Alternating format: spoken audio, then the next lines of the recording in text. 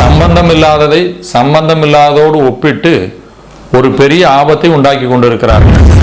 வேத வசனத்தை சரியாக ஒப்பிடாவிட்டால், மற்றவர்களுக்கு இடரல் உண்டாகும்படி இப்படி செய்தால் ஒரு பெரிய ஆபத்து உங்களுக்கு எச்சரிப்பு. ஒரு ஊழியக்காரன் பாவம் செய்து கொண்டோ தவறான உபதேசத்தை கொடுத்தாலோ அவன் ஊழியக்காரன் அல்ல, தேவன் அதை விரும்புவதல்ல. தெளிவாக வேத வசனத்தை அறிந்து போதிக்கணும். கிறிஸ்துவுக்குள் பிரியமானவர்களே, அன்புடன் உங்களை வாழ்த்துகிறேன். இந்த நாளிலும் ஒரு முக்கியமான காரியத்தை குறித்து தியானிக்க போகிறோம். ஒரு மருத்துவரிடம் ஒருவர் வருகிறார். வந்து, ஐயா எனக்கு வயிற்று வலி என்று கூறுகிறார். அந்த மருத்துவர் அவருடைய அறிகுறிகளை கேட்டு ஒரு பரிசோதனை செய்து ஒரு 3 நாட்களுக்கு மருந்து எழுதி கொடுத்து சாப்பிடுங்கள், சரியாகிவிடும் என்று அனுப்பிவிடுகிறார். 2வது ஒருவர் வருகிறார். அவரும் வயிற்று வலி என்று சொல்கிறார். அவருடைய அறிகுறிகளை கேட்டவுடனே மருத்துவர் ஒரு ஸ்கேன் எடுத்துகிட்டு வர சொல்கிறார். ஸ்கேன் அந்த ரிப்போர்ட்டை பார்த்துவிட்டு ஒரு 6 மாதத்திற்கு நீங்கள் மருந்து சாப்பிட வேண்டும் என்று எழுதி கொடுத்து, மாதத்துக்கு ஒரு முறை என்னை நீங்கள் பாருங்கள், இடையில சில கட்டுப்பாடுகள் வேண்டும், அதிகமான காரம் எடுக்கக்கூடாது, எண்ணெய் அதிகம் பயன்படுத்தக்கூடாது, அது மட்டுமல்ல அதிகமாக வேற எந்த நான் வெஜிடேரியனும் எடுக்கக்கூடாது என்று சொல்லி அனுப்புகிறார். 3வது ஒருவர் வருகிறார். அவரும் எனக்கு வயிற்று வலி என்று சொல்கிறார்.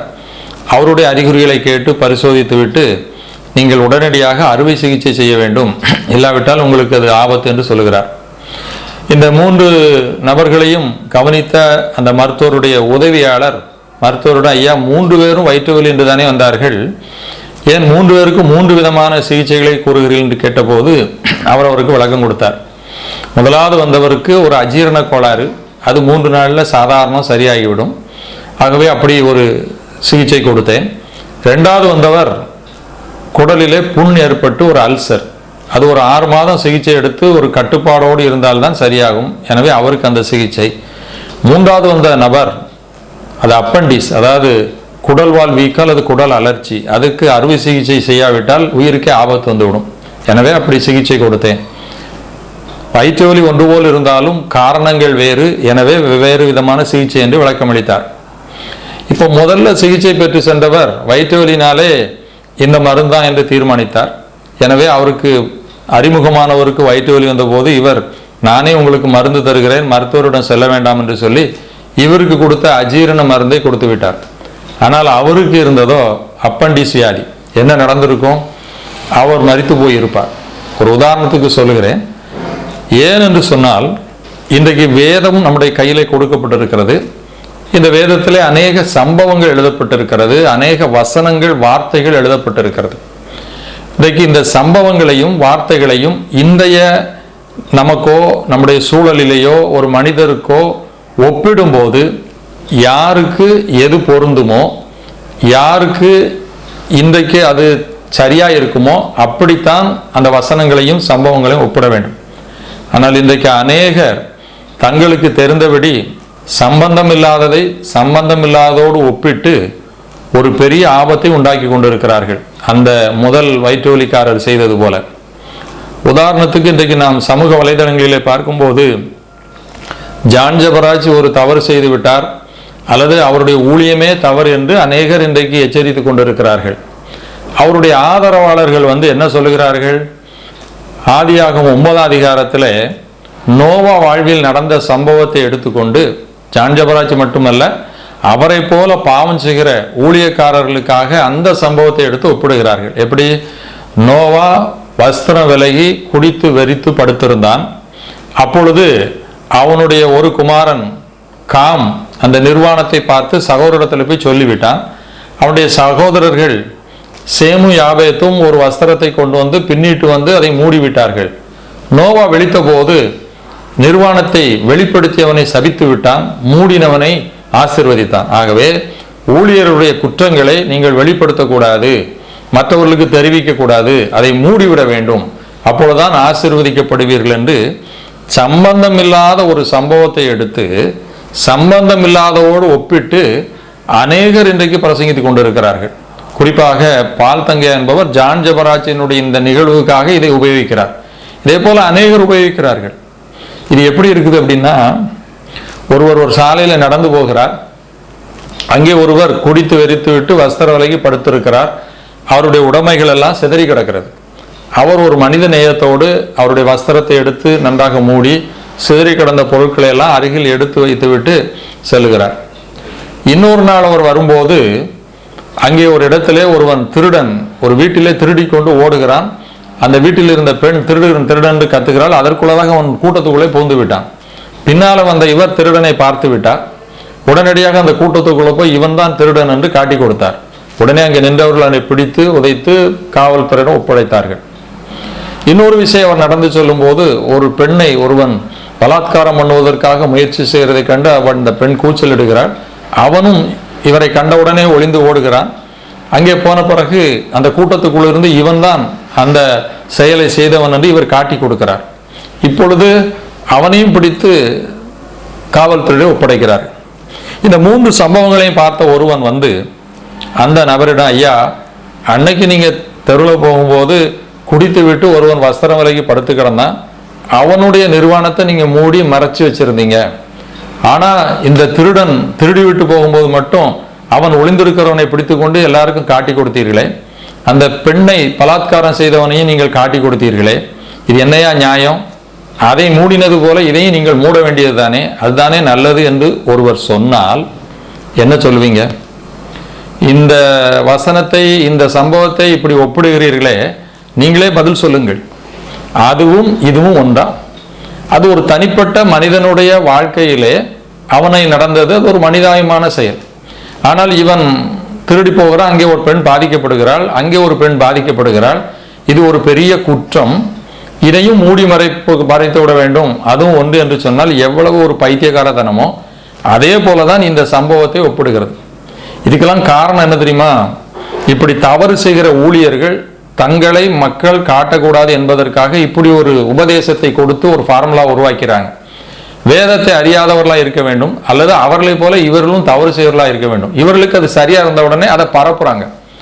அன்பானவர்கள், ஒரு எச்சரிப்பு, வேத வசனத்தை சரியாக ஒப்பிடாவிட்டால் மற்றவர்களுக்கு இடர்கள் உண்டாகும்படி இப்படி செய்தால் ஒரு பெரிய ஆபத்து உங்களுக்கு எச்சரிப்பு. சரி, இப்ப நான் ஒரு கேள்வியை உங்கள்கிட்ட கேட்கிறேன். இயேசு கிறிஸ்து என்ன செய்தார்? குற்றத்தை மூட வேண்டும் என்று நோவாவின் சம்பவத்தை சுட்டி காட்டுகிறீர்களே, இயேசுவுக்கு தெரியாதா? அன்றைக்கு பரிசேயர்கள், சதிசேயர்கள் அல்லது பிரதான ஆசாரியர்கள், வேதபாரர்கள் இவர்களெல்லாம் ஊழியக்காரர்கள், மோசையின் ஆசனத்தில் உட்கார்ந்தவர்கள். அன்றைக்கு அவர்கள் மாய்மாலம் பண்ணும்போது, தவறாய் செய்யும் போது என்ன செய்தார் இயேசு? வெள்ளையடிக்கப்பட்ட கல்லறையே உங்களுக்கு ஐயோ அப்படின்னு சொல்லி அவர் சுட்டி காட்டலையா? நீங்கள் பரலோகத்துக்கு போகிற வாசலை பூட்டி போடுகின்ற எச்சரிக்கவில்லையா? ஏன் தேவாலயத்தில் விற்றவர்களையும் கொண்டவர்களையும் தனியாக கூட்டிட்டு போய் அட்வைஸ் கொடுத்துருக்கலாமே? ஏன் சவுக்கியம் உண்டு பண்ணி அடித்தார்? கொஞ்சம் யோசிக்க வேண்டும். அப்போ சொன்ன பவுலை பாருங்கள், அவர் இப்படி கள்ள ஊழியர்களை என்ன செய்கிறார் பாருங்கள். பிலிப்பியர் 3ஆம் அதிகாரம் 18ஆம் வசனத்தில் என்ன எழுதுகிறார் பாருங்கள். அநேகர் வேறு விதமாய் நடக்கிறார்கள், அவர்கள் கிறிஸ்துவின் சிலுவைக்கு பகைஞர் என்று உங்களுக்கு அநேக தரம் சொன்னேன், இப்பொழுதும் கண்ணீரோடு சொல்லுகிறேன். அவருடைய முடிவு அழிவு, அவருடைய தேவன் வயிறு, அவருடைய மகிமை, அவருடைய லட்சையை அவர் பூமிக்கு எடுத்த வேலை சிந்திக்கிறார். ஏன் பப்ளிக்கில் எழுதுகிறார்? இன்னும் நிறைய வசனங்கள் உங்களுக்கு சுட்டி காட்டலாம். 1 தீமோத்தேயு 1ஆம் அதிகாரம் 20ஆம் வசனத்துல அங்கே பவுல் இன்னும் குறிப்பிடுகிறார் பாருங்கள். இமனையும் அலெக்சாந்தர் அப்படிப்பட்டவர்கள், அவர்கள் தூசியாதபடி சிட்சிக்கப்பட அவர்களை சாத்தானிடத்தில் ஒப்பு கொடுக்கிறேன். பேர சொல்லி எழுதுகிறார். 2 தீமோத்தேயு 2:17 அவர் அப்படி பேர சொல்லி எழுதுகிறார் பாருங்கள். அவருடைய வார்த்தை அரி பிளவையை போல படரும், இமனையும் பிளேத்தும் அப்படிப்பட்டவர்கள். இன்னும் 4ஆம் அதிகாரத்துல 14ஆம் வசனத்தில் எழுதுகிறார், கண்ணனாகி அலெக்சாந்தர் எனக்கு வெறுகு தீமை செய்தான். 10ஆம் வசனத்தில் இருக்கிறார், தேமாய் பிரபஞ்சத்தின் மேல் ஆசை வைத்து போய்விட்டான். இப்படிப்பட்ட இவருடைய தவறுகளை எல்லாம் பவுல் மூடி மறைச்சாரா? சபைக்கும் நிருபமாக எழுதி தெரிவிக்கிறார். ஏன் என்று சொன்னால், ஒரு ஊழியக்காரன் பாவம் செய்து கொண்டோ தவறான உபதேசத்தை கொடுத்தாலோ அவன் ஊழியக்காரன் அல்ல, தேவன் அதை விரும்புவதல்ல. 1 தீமோத்தேயு 3 அதிகாரம் 1லிருந்து 13 வரைக்கும் வாசித்து பாருங்கள். ஒரு ஊழியக்காரன் எப்படி இருக்க வேண்டும் என்பதை பவுல் திட்டமும் தெளிவுமாக தீமோத்தேயுக்கு எழுதுகிறார். தீத்து 1 அதிகாரம் 6 திரும்ப திரும்ப அதை வாசிங்க. ஒரு ஊழியக்காரன் என்ற நிலைக்கு வந்து விட்டால் அவன் பரிசுத்தமாக இருக்க வேண்டும், அவன் உண்மையா இருக்க வேண்டும். இன்னைக்கு அநேகர் ஊழியக்காரன் நம்மள மாதிரி தானே, மனுஷன் தானே, பாவம் செய்வானே, மூடணுமே. வேதம் அப்படி சொல்லவில்லையே. ஊழியக்காரனுடைய தகுதி அப்படி இருக்கணும். ஒருவேளை தவறிவிட்டால் உடனடியாக அவன் மனம் வருந்தி அந்த தவறை ஒப்புக்கொண்டு திருந்தணும். இல்லாவிட்டால் ஊழியத்தை விட்டு போய்விட வேண்டும். நான் சொல்லலை, வேதம் எச்சரிக்கிறது. யாக்கோபுக்கு நிறுவனம் 3 அதிகாரத்தை வாசித்து பாருங்க. என் சகோதரரே, அதிக ஆக்கினையை அடைவோம் என்று அறிந்து உங்களில் அநேகர் போதகர் ஆகாதிருப்பீர்களாக. எல்லாரும் ஊழியம் செய்யுங்கன்னு ஆண்டவர் சொல்லலை. தகுதியோடு இருந்தால் ஊழியம் செய்யணும், இல்லைன்னா ஊழியத்தை விட்டுட்டு போயிடணும். ஏனென்றால் இந்த ஊழியம் பரிசுத்தமானது. பாவ வாழ்க்கைக்கு வாழ்ந்து கொண்டு ஊழியத்தை தேவன் அனுமதிப்பதில்லை. அதனால இன்னைக்கு சம்பந்தம் இல்லாததை எடுத்துக்கொண்டு சம்பந்தம் இல்லாததோடு ஒப்பிட்டு நியாயப்படுத்தவோ அவர்களுக்கு சப்போர்ட் பண்ணவோ செய்வது ஆபத்தானது, ஆண்டவருடைய பார்வையிலே பிரியமில்லாதது. அதனாலதான் போன செய்தியிலே சொன்னேன், துன்மார்க்கனை நீதிமானாக்கிறவன் நீதிமானவனை குற்றவாளி ஆக்கிறவனும் கர்த்தருக்கு அருவருப்பானவர். உள்ளதை உள்ளதுன்னு தான் சொல்லணும். ஊழியக்காரன் பரிசுத்தமா இல்லையா எச்சரிக்கணும். ஏன்னா ஊழியக்காரன் ஒருபடி மேலதான் இருக்க வேண்டும். வேதம் அப்படிதான் சொல்லுகிறது. அன்பானவர்களே, இன்றைக்கு இப்படிப்பட்ட அநேக ஒப்பீடுகள் தவறாகவே வந்து கொண்டிருக்கிறது. இப்படிப்பட்ட நிறைய சம்பவங்களை எடுத்துக்கிட்டு அதில் குறிப்பாக இப்போ ஜான் ஜெபராஜுக்காக பால் தங்கியா இந்த வசனத்தை உபயோகிக்கிறாரு. இன்னும் அநேகர் தாவீது பாவம் செய்யலையா, அவன் விழுந்து போகலையா, ஆண்டவர் எடுத்து 2 மடங்கு பயன்படுத்தலையா, அப்படிலாம் கேட்குறாங்க. அந்த சம்பவங்கள் வேறு, இன்றைக்கு ஊழியர்கள் தவறு செய்து பாவம் செய்வது என்பது வேறு. எனவே தெளிவாக வேத வசனத்தை அறிந்து போதிக்கணும். அப்படி இல்லாட்டினா நீங்கள் போதிக்காமல் இருப்பது நல்லம், இல்லது அநேகர் அதை இடற செய்துவிடும். இது ஒரு சம்பவம். அடுத்து இதே போல இதை நியாயப்படுத்துவதற்கு இன்னொரு வசனத்தையும் உபயோகப்படுத்துகிறாங்க. அந்த வசனத்தினுடைய விளக்கத்தை குறித்து அடுத்த செய்தியில் நான் உங்களோடு பகிர்ந்து கொள்கிறேன். உங்களுடைய மனக்கண்கள் பிரகாசம் அடையும்படி கர்த்தர் உதவி செய்வாராக. ஆமேன்.